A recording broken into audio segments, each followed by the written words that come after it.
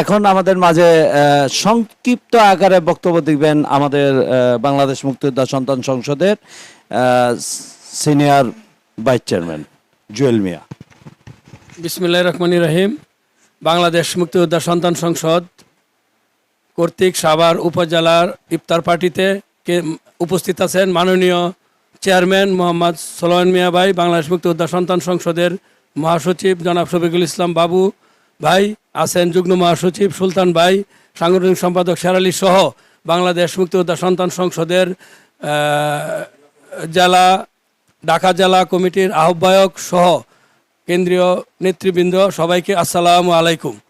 আজকে এত সুন্দর একটা ইফতার আয়োজনে আমরা কেন্দ্রীয় কমিটি উপস্থিত হতে পেরে আমরা নিজেদেরকে ভাগ্যবান মনে করছি এবং সারা বাংলাদেশে মুক্তিযোদ্ধা সন্তান সংসদ সুসংগঠিত হওয়ার জন্য যার যার জেলায় সকল বীর মুক্তিযোদ্ধা সন্তানদেরকে আমি বিনীতভাবে আহ্বান করছি।